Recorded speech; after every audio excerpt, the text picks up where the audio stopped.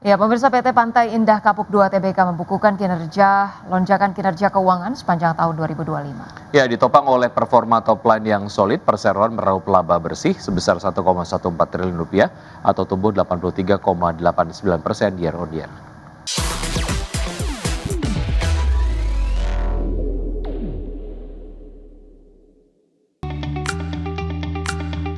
Emiten properti Sultan Agung Sedayu Group dan Salim Group PT Pantai Indah Kapuk 2 Tbk membukukan lonjakan kinerja keuangan sepanjang tahun buku 2025. Berdasarkan laporan keuangan per 31 Desember 2025, perseroan meraup laba bersih sebesar 1,14 triliun rupiah. Angka ini melesat 83,89% year on year dibandingkan perolehan pada tahun 2024 yang tercatat sebesar 623,91 miliar rupiah. Pertumbuhan laba bersih yang signifikan tersebut ditopang oleh performa top line yang solid. Perseroan mengantongi pendapatan bersih 4,31 triliun rupiah atau tumbuh 52,37% dari posisi tahun sebelumnya senilai 2,83 triliun rupiah. Secara rinci, segmen real estate menjadi kontributor terbesar dengan nilai mencapai 4,27 triliun rupiah. Capaian tersebut meningkat jika dikomparasikan dengan tahun sebelumnya, yakni sebesar 2,83 triliun rupiah.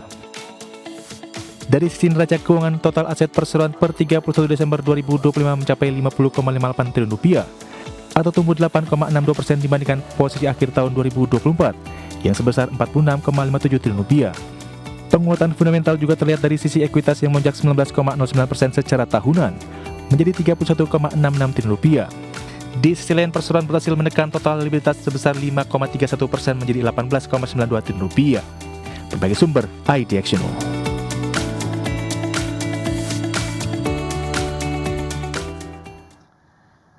Emiten pelayaran PT Pelayaran Nasional Ekalia Purnamasari Tbk berkode saham LP berencana menggelar aksi korporasi melalui right issue.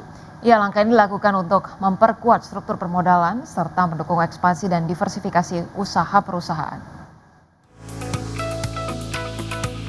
Emiten pelayaran PT Pelayaran Nasional Ekalia Purnamasari Tbk atau LP akan menggelar rapat umum pemegang saham luar biasa pada tanggal 9 Maret 2026. Dalam rapat tersebut, perseroan akan minta persetujuan pemegang saham terkait rencana penambahan modal dengan hak memesan efek terlebih dahulu atau right issue. Dalam aksi korporasi ini, LP berencana menerbitkan maksimal 2,11 miliar saham baru dengan nilai nominal Rp100 per lembar saham. Jumlah saham baru tersebut mewakili sekitar 22,18% dari modal didapatkan dan setor penuh setelah pelaksanaan right issue.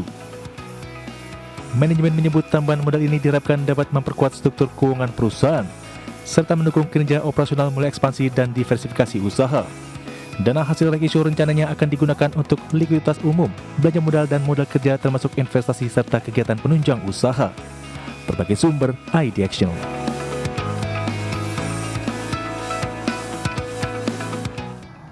Pemirsa, harga minyak melonjak sekitar 5% pada perdagangan Kamis seiring meningkatnya kekhawatiran terhadap gangguan pasokan energi akibat eskalasi perang antara Amerika dan Israel melawan Iran.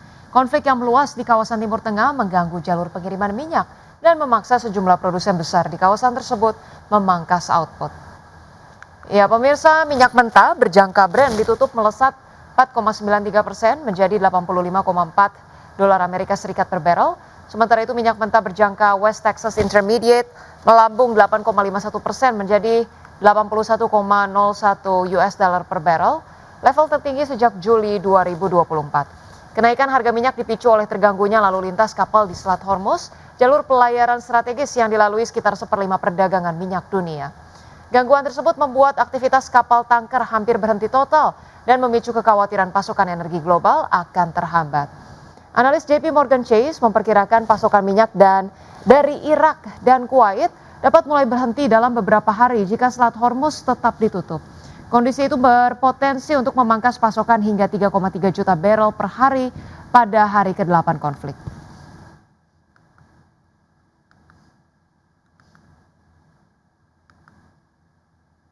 Selanjutnya pemirsa, update dari bursa global. Bursa saham Amerika Serikat ditutup turun pada perdagangan Kamis karena konflik di Timur Tengah memasuki hari ke-6 mendorong harga minyak lebih tinggi dan memicu kekhawatiran tentang inflasi.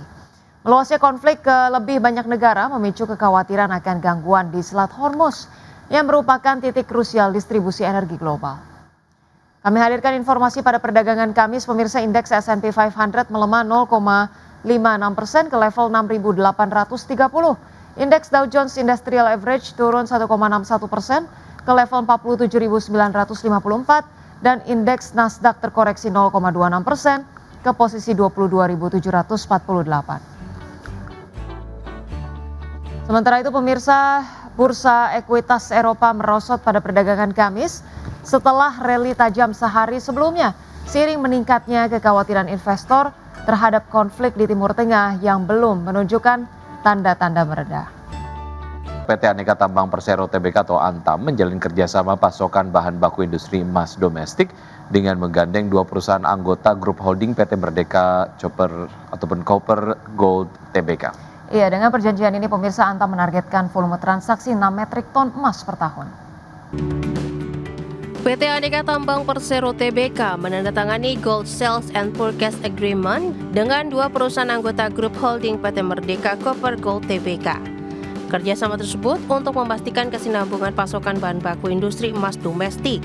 Perjanjian ini menargetkan total volume transaksi sebesar 6 metrik ton selama 2 tahun. Direktur Komersial Antam, Handi Sutanto, menyatakan kerjasama ini menjadi bukti kedaulatan emas nasional, di mana hasil tambang emas Indonesia diolah menjadi emas murni yang siap dimiliki masyarakat. Hal ini juga merupakan komitmen Antam dalam mensukseskan program hilirisasi pemerintah. Memastikan hilirisasi terjadi, kedaulatan emas itu ada di Indonesia, itu kami sangat bahagia. Dan tentunya ini tidak menutup perjanjian-perjanjian berikutnya dengan para penambang-penambang major lainnya di Indonesia. Antam, insya Allah kami siap membeli seluruh hasil tambang dan kami selalu melakukan kerjasama itu secara komersial yang fair.